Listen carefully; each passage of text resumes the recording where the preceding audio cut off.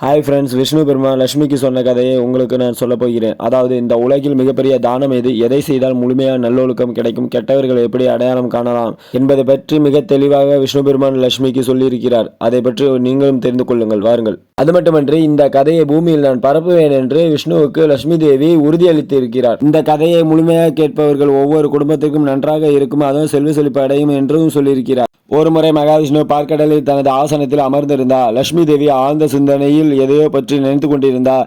ஸ்ரீ லட்சுமி தேவி அவர்களே, ஏன் ஆழ்ந்த சிந்தனையில் மூழ்கி உள்ளீர்கள் என்று கேட்டார். அதற்கு லட்சுமி தேவி, பகவானே, அனைத்தையும் அறிந்தவர் நீங்கள். இந்த உலகில் மிகப்பெரிய தானம் எது, எதை செய்தால் முழுமையான நல்லொழுக்கம் கிடைக்கும், கெட்டவர்களை எப்படி அடையாளம் காணலாம் என்று கேட்டார். தேவி, மனித குலத்திற்கு நீ கேட்ட கேள்வி மிகவும் முக்கியமானது, பயனுள்ளது. நான் உனக்கு இந்த கேள்விக்கு ஒரு கதையை சொல்லப் போகிறேன். ஆனால் எனக்கு ஒரு உறுதியளிக்க வேண்டும். இந்த கதையை முழுமையாக கேட்பேன் என்று உறுதியளிக்க வேண்டும். அது மட்டுமன்று, இந்த கதையை நீ பூமியில் உள்ள அனைவருக்கும் பரப்புவேன் என்றும் உறுதியளிக்க வேண்டும் என்றார். அதற்கு லட்சுமி தேவி, இந்த கதையை நான் பூமியில் மட்டுமல்ல, தேவலோகம் முழுவதும் இந்த கதையை நான் பரப்புவேன் என்று உறுதியும் அளித்தார். மகாவிஷ்ணு சொல்கிறார், ஒரு காலத்தில் மத்திய பிரதேசத்தில் உள்ள ஒரு நகரத்தை ராஜா விக்ரமன் ஆட்சி செய்தார். அந்த ராஜா மிகவும் சக்தி வாய்ந்தவர், துணிச்சலானவர், மிகவும் புத்திசாலி. அது மட்டும் இல்லாமல் கடவுள் நம்பிக்கை உடையவர் மற்றும் கருணை மிக்கவர். ராஜாவின் மனைவி பண்புடையவள் மற்றும் உயர்ந்த மத இயல்புடையவள் இருந்தால். கணவன் மனைவி இருவரும் சிவபெருமானின் சிறந்த பக்தர்கள். அவர்கள் ஒவ்வொரு நாளும் சிவன் கோயிலுக்கு சென்று சிவபெருமானை வழிபடுவதை ஒரு விதியாக கொண்டவர்கள். அவருடைய ஆட்சியில் மக்கள் அனைவரும் மகிழ்ச்சியில் வாழ்ந்தார்கள். அந்த நகரம் முழுவதும் மகிழ்ச்சியில் இருந்தார்கள். விலங்குகளும் மகிழ்ச்சியில் தீங்கு செய்யாமல் இருந்தது. சிங்கமும் ஆடும் கூட ஒரே நதியில் தண்ணீர் குடித்தது. காலம் கடந்து ராஜாவுக்கு திருமணமானது. திருமணமாகி பல ஆண்டுகள் ராஜாவுக்கு குழந்தை இல்லை. ஆனால் இதை பற்றி ராஜா அதிகம் கவலைப்படவில்லை. அதற்கு மாறாக அவள் குடிமக்களின் மகிழ்ச்சியையும் துக்கங்களையும் பார்த்து சேவை செய்து வந்தார்.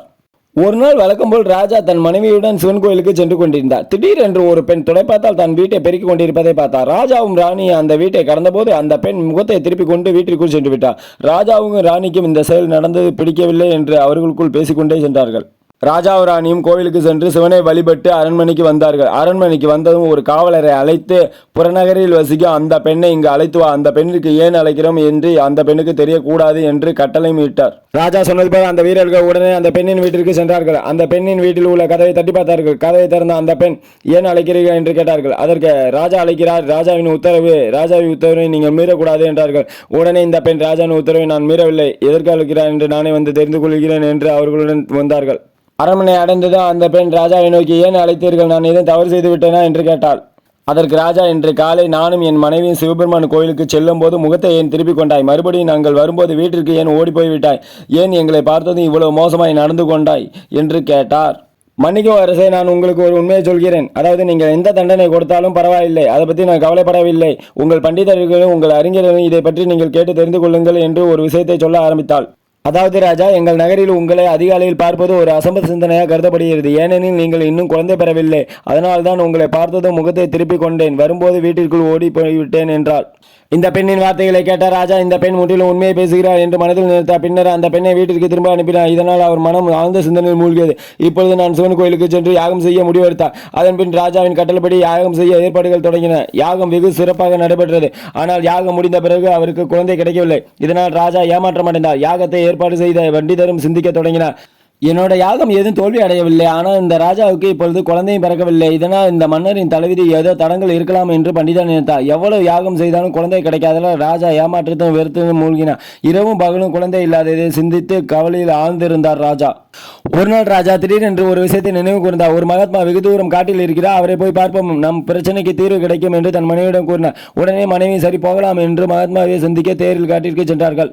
அங்கு பெரிய மரத்தின் கீழ் உட்கார்ந்திருந்த மகாத்மாவை கண்டார்கள். மகாத்மாவை கண்டவன் ராஜாவும் ராணி அமைதியாக நின்றார். ஏனெனில் அந்த மகாத்மா தியானத்தில் மூழ்கியிருந்தார். மகாத்மா கண் விழித்ததும் ராஜாவும் ராணியும் கைகொப்பி வணங்கினார்கள். மகாத்மா கண்களை திறந்து, ராஜாவை பற்றி அறிந்திருந்ததா, இன்று ஏன் என்னிடம் வந்தீர்கள் என்று கேட்டார். அதற்கு ராஜா, மன்னியுங்கள் மகாத்மாவே, தன் வேதனையை சொன்னார். அதாவது, ஒரு மகனை பெற யாகம் செய்த கதையும் மற்றும் நடந்த கதையை அனைத்தையும் மகாத்மாவிடம் சொன்னார் ராஜா. அந்த மகாத்மா, ராஜா, உங்கள் வாழ்க்கையில் ஒரு உண்மையை கண்டிருக்கிறேன், அதை நான் உங்களுக்கு சொல்கிறேன். ஆனால் நீங்கள் வேதனைப்படக்கூடும். வேதனைப்பட்டாலும் பரவாயில்லை, சொல்கிறேன் கேளுங்கள். அதாவது ராஜா, நீங்கள் முந்தைய ஜென்மத்தில் நீங்கள் செய்த பாவத்தின் விளைவு இந்த ஜென்மத்தில் கடுமையாக உங்கள் மீது விழுந்திருக்கிறது என்று கூறினார். நீ முந்தைய ஜென்மத்தில் ஒரு பெரிய பாவம் செய்துள்ளீர்கள், அதனால தான் இந்த ஜென்மத்தில் உனக்கு குழந்தை இல்லை. அதை நீ எவ்வளவு முயற்சி செய்தாலும் உன் முயற்சி வீணாகிறது என்று சொன்னார். இந்த வார்த்தையை கேட்டது ராஜா அந்த மகாத்மா காலில் விழுந்து தயவு செய்து இதற்கு தீர்வு சொல்லுங்கள் என்று கெஞ்சினார். இதற்கு கவலைப்படாதே, உனக்கு தீர்வு சொல்கிறேன். நான் சொன்னதை நீ செய்த பிறகு உனக்கு ஒரு மகன் பிறப்பான் என்று சொல்லிவிட்டு தன் குடிசைக்கு சென்று அந்த மகாத்மா ஒரு கிண்ணம் பாயாசம் எடுத்து வந்து அந்த ராஜாவிடம் கொடுத்தார். ராஜா, நீங்கள் அரண்மனை அடைந்ததும் நீங்களும் ராணியும் குளித்துவிட்டு இந்த பாயாசத்தை பிரசாதமாக எடுத்துக்கொள்ள வேண்டும். இதை செய்தீர்கள் என்றால் நிச்சயமாக ஒரு மகன் பிறப்பான் என்றார். ஆனால் அரசே, ஒரு விஷயத்தை ஞாபகம் வைத்துக் கொள்ளுங்கள். உங்கள் மகனுக்கு 20 வயது ஆகும்போது அவனுக்கு மரணம் நிகழ்ந்தே தீரும் என்றார். அதை கேட்டதும் ராஜா, உங்கள் ஆசீர்வாதத்தை உங்கள் வழிகாட்டுதலை ஏற்றுக்கொள்கிறேன் என்றார். உடனே அந்த மகாத்மா சிரித்துவிட்டு ராஜா ராணியை ஆசீர்வாதம் பண்ணி அரண்மனைக்கு அனுப்பினார். அரண்மனைக்கு வந்தது ராஜாவும் ராணியும் குளித்துவிட்டு அந்த மகாத்மா சொன்னது போல் அந்த பாயாசத்தை அருந்தினார்கள். சில மாதங்கள் கழித்து ராணி கர்ப்பமானாள். லட்சுமி தேவி இப்பொழுது அந்த ராஜா மிகவும் சந்தோஷத்தில் இருந்தார். காரணம் என்னவெனில் பல வருடங்கள் குழந்தை இல்லாமல் தவித்த அந்த தவிப்பும் அந்த ஒரு கவலையும் இப்பொழுது பயங்கர மகிழ்ச்சியில் இருந்தார். அதனால் அந்த மகாத்மாவை காண தேரில் புறப்பட்டார். ராஜா தேரில் சில பழங்கள், காய்கள், பூக்கள், பரிசு பொருட்கள் என்று ஏற்றிக்கொண்டு காட்டிற்கு சென்றார். அந்த குடிசைக்கு நேராக தேர் போய் நின்றது. அந்த குடிசைக்கு முன்னால் தேரை நிப்பாட்டி பணிவன்புடன் கீழே இறங்கினார் ராஜா அவரிடம் எடுத்து வந்த அத்தனை பொருட்களையும் கொடுத்துவிட்டு, மகாத்மா, உங்கள் ஆசீர்வாதத்தால் நாங்கள் குழந்தை பெறப் போகிறோம், அதனால் இந்த பரிசு பொருட்களை ஏற்றுக்கொள்ளுங்கள் என்றார். அதை ஏற்றுக்கொண்டு மகாத்மா, ராஜா, உங்கள் பக்தி முயற்சி மட்டுமே உங்களுக்கு நல்ல ஒரு விளைவை தரும். உங்களுக்கு பிறக்க போகும் குழந்தை நல்லொழுக்கம் கொண்டதாகவும் மத நம்பிக்கை உடையவராகவும் வளரட்டும் என்று ஆசீர்வாதம் செய்தார். அதை கேட்டுவிட்டு அங்கிருந்து அரண்மனைக்கு சென்றார். சிறிது காலம் ஆனது. ராஜாவுக்கு ஒரு மகன் பிறந்தான். மகன் பிறந்ததும் அரண்மனை மகிழ்ச்சியில் மூழ்கியது. ஆனால் ராஜா மட்டும் மிகுந்த துயரத்தில் இருந்தார். காரணம் பக்தி, சுய உணர்வு, துணிச்சல் ஆகியவற்றில் அவன் தேர்ச்சி பெற்றான். இதை கண்டதும் ராஜாவின் இது பெருமையில் நிறைந்தது. குழந்தை மகிழ்ச்சி வளர்ந்தது. இது மன்னரின் எல்லா கவலையும் நீக்கியது. திடீரென்று மகாத்மா சொன்ன கதை மன்னருக்கு ஞாபகம் வந்தது. அதாவது மகனின் ஆயுட்காலம் 20 ஆண்டுகள் என்று அந்த மகாத்மா சொன்னது ஞாபகம் வந்தது. அதன் பிறகு மன்னர் தன் மகனின் எதிர்காலத்தை நினைத்து மிகவும் கவலையில் இருந்தார். இரவும் பகலுமாக கவலையில் ஆழ்ந்து இருந்தார். இதற்கிடையில் மன்னர் எதிர்நாட்டில் ஒரு வலிமை மிக்க மன்னன் ஆட்சி செய்தான். ரொம்ப அழகிலும் கருணையிலும் புகழ்பெற்ற ஒரு மகள் அந்த மன்னனுக்கு இருந்தாள். அவள் சொர்க்கத்தில் இருந்து பூமிக்கு வந்தது போல் பயங்கரமாக காட்சி அளித்தாள். பெற்றோர்களிடமிருந்து மதம் சடங்குகளை நன்றாக கற்றுக்கொண்டு இருந்தாள்.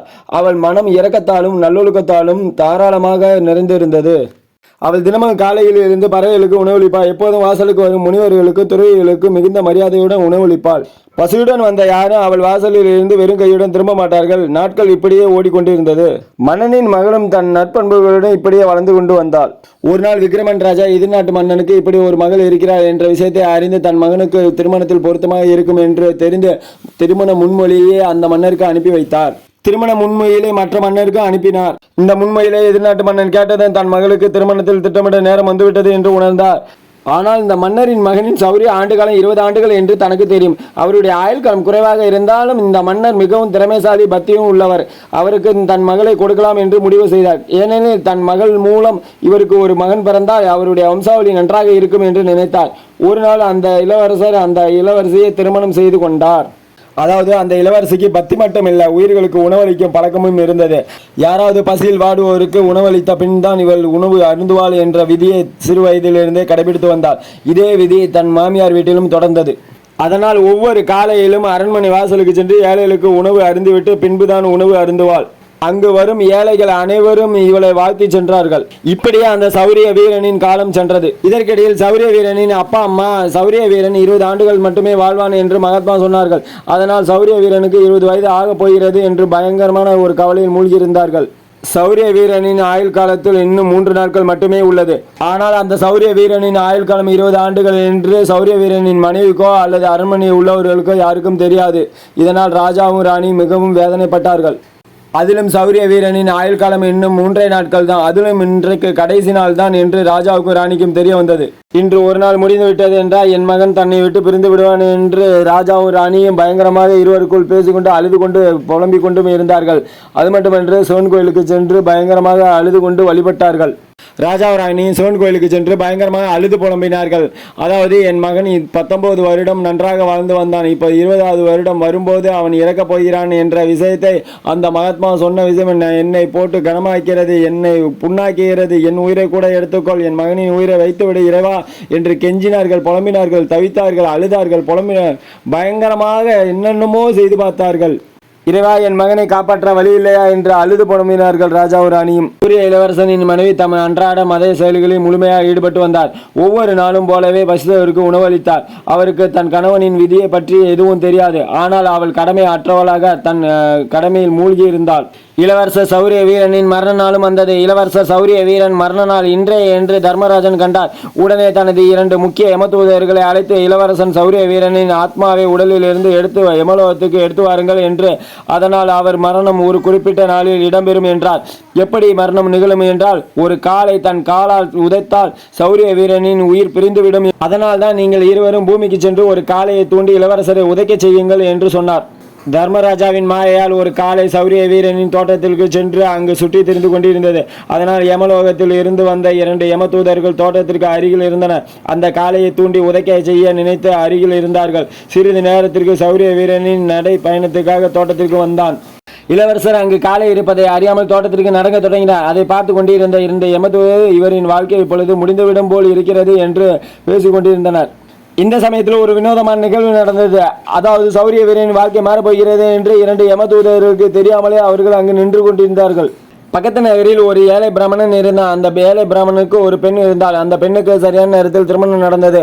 திருமணத்தில் அவள் மகிழ்ச்சி அடையவில்லை. கணவன் பயங்கரமான ஒரு கூடியாரனாகவும் சூதாடியாகவும் பிற பெண்களுடன் உறவு கொண்டும் வாழ்ந்து வந்தான்.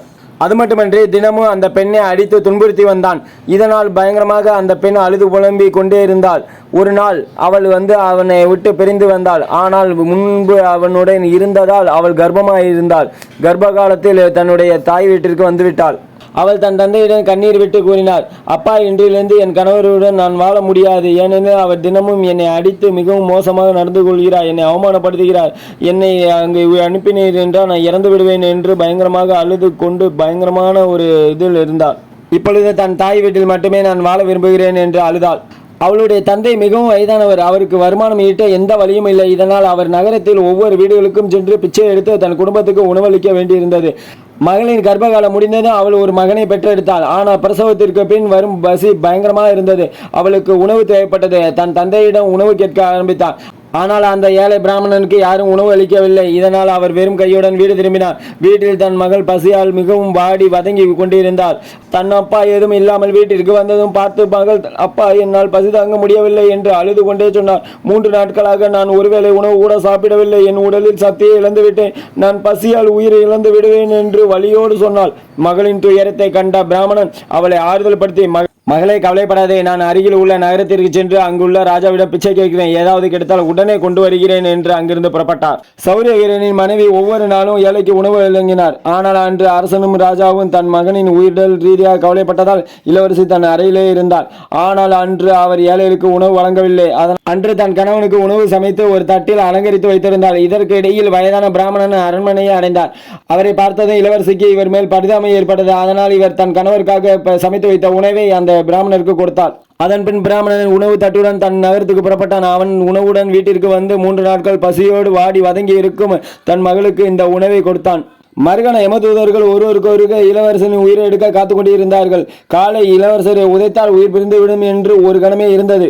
அப்போது, அப்பா, இந்த உணவை நீங்கள் எங்கிருந்து கொண்டு வந்தீர்கள் என்று கேட்டார். அதற்கு அவர், இந்த உணவு எனக்கு வேறொரு நகரத்தில் ஒரு ராணியால் வழங்கப்பட்டது. அதாவது மன்னரின் மருமகள் கனிவு கொண்டு இறக்கப்பட்டவள். அவள் என் மீது இறக்கப்பட்டு இந்த உணவை எனக்கு கொடுத்தாள் என்றாள். அந்த உணவை பார்த்ததும் குழந்தைக்கு பால் கூட கொடுக்க முடியாத அந்த தருணத்தில், தன் பசியில் வாடி வதங்கி கொண்டிருந்த அந்த நேரத்தில், தன் உயிருக்கு போராடி கொண்டிருந்த அந்த நேரத்தில் இந்த உணவை பார்த்தவுடன் அந்த பெண்ணுக்கு பயங்கரமான ஒரு மகிழ்ச்சி ஏற்பட்டது. அவரது ஆத்மாவில் இருந்து இயற்கையாகவே ஆசீர்வாதம் வெளிப்பட்டது. அவள் கண்களை மூடி பூர்ண மனதுடன் பிரார்த்தனை செய்தாள். கடவுளே, இந்த உணவை என் தந்தைக்கு கொடுத்த ராணியின் திருமண வாழ்க்கை அழியாததாக இருக்கட்டும். அவள் எப்போதும் அதிர்ஷ்டசாலியாக இருக்கட்டும். அது மட்டுமல்லாமல் அவள் ஆனந்தமாகவும் வாழட்டும் என்று மனதார வாழ்த்தினார். மறுபுறம் இளவரசர் தோட்டத்தில் நடந்து கொண்டிருக்கும் போது அந்த காலை இளவரசரை உதைக்க தயாரானது. தன் கும்புகளால் அவரை தாக்க போகும் தருணத்தில் திடீரென 2 தேவதைகள் தோன்றி தங்கள் தெய்வீக சக்தியால் அந்த காலையை மயக்கமடைய செய்தார்கள். யமதூதர்களுக்கும் இளவரசர்களுக்கும் இடையே நின்று ஆசீர்வாதத்தால் உருவான தூணாக நின்றார்கள். தேவதைகளே, இங்கிருந்து சென்று விடுங்கள், எங்கள் வேலையை செய்ய விடுங்கள், இந்த இளவரசனின் உயிரை எடுத்து இங்கிருந்து செல்ல வேண்டும் என்றார். தேவதைகள் யமதூதர்களை பார்த்து இது ஒருபொழுதும் நடக்காது, சிவபெருமானால் நாங்கள் இங்கு அனுப்பப்பட்டுள்ளோம். இரு தரப்பினருக்கும் இடையே விவாதம் ஏற்பட்டது. விவாதம் சண்டையாக மாறியது. சண்டையில் யமதூதர்கள் தோத்துவிட்டார்கள். தேவதைகள் வெற்றி அடைந்தார்கள். தேவதைகளின் தெய்வீக சக்தியால் இளவரசர் மறுபடியும் உயிர் பிழைத்தார். பின்பு மகாவிஷ்ணு லட்சுமி தேவியிடம், தேவி பசித்தவர்களுக்கு உணவளிப்பது புண்ணியங்கள் வந்து சேரும். புண்ணியங்கள் வந்து சேர்ந்தால் இளவரசரின் மரணம் தவிர்க்கப்பட்டது. மேலும் இளவரசரின் ஆயுள் காலமும் நீடிக்கப்பட்டுள்ளது. உணவு தானம் மிகப்பெரிய தானமாக உள்ளது. எனவே பசித்தவர்களுக்கு உணவு அளிப்பது ஒரு அஸ்வமேத யாகத்திற்கு பலனாக சொல்லப்படுகிறது. எனவே பசியோடு இருப்பவர்களுக்கு உணவு அளிப்பது ஒரு புண்ணியமாகும். எனவே இந்த உலகில் மிகப்பெரிய தானம் உணவு தானமாக சொல்லப்படுகிறது என்று கதையை முடித்தார் விஷ்ணு அவர்கள். இந்த கதையை கேட்டு முடித்த லட்சுமி தேவி, இந்த கதையை நான் பூலோகத்திற்கு மட்டுமல்ல, மேலுலகத்திற்கு மட்டுமல்ல, தேவலோகத்திற்கு மட்டுமல்ல, அனைத்து உலகத்திற்கும் நான் பரப்புவேன் என்று உறுதியளித்தார். டிடிஜிஎஸ் சேனல் ஜி கோவிந்தராஜ் ஐயப்ப பத்தா யூடியூப் சேனல் பிடிச்சிருந்தா லைக் பண்ணுங்கள், ஷேர் பண்ணுங்கள், கமெண்ட் பண்ணுங்கள். உங்களுக்கு பிடிச்சவங்களுக்கெல்லாம் இந்த வீடியோவை அனுப்புங்க. உணவு தானம் மிகப்பெரிய தானமாக சொல்லப்படுகிறது. அதனால் யாருக்காக இருந்தாலும் பசியோடு வருவதற்கு உணவளியுங்கள் என்று நானும் இந்த கதையை முடித்துக் கொள்கிறேன். நன்றி.